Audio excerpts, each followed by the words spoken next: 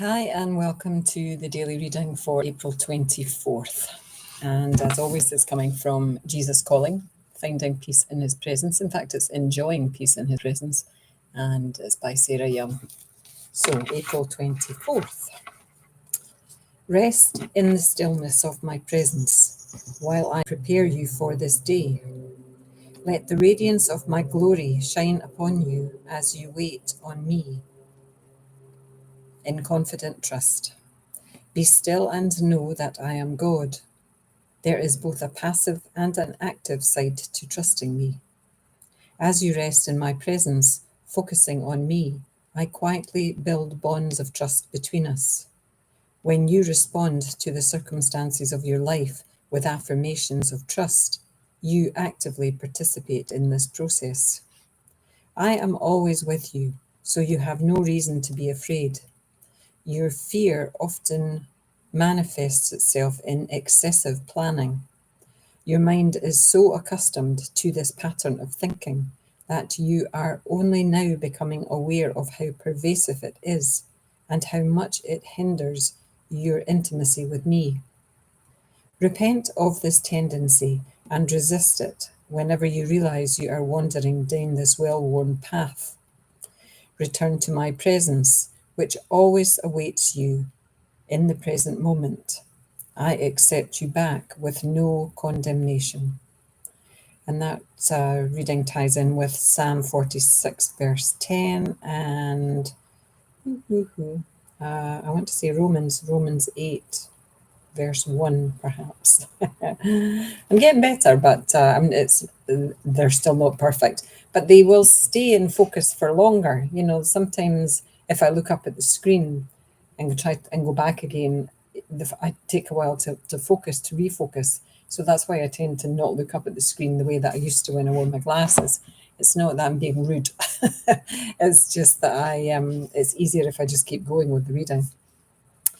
So, rest in the stillness of my presence while I prepare you for this day. It would have been better had I done this first thing this morning, but I didn't. But maybe it's morning where you are when you're listening to this, so that's okay. And although there's not many people very far behind Canada when it comes to times of the day. But anyway, some people are. What can I say? My brain's a bit dead here. Planning, excessive planning. Yeah, for the fear that we don't do it well enough, the fear that, we're not good enough and we need to plan and plan and plan and make sure everything turns out perfectly. But what is perfect?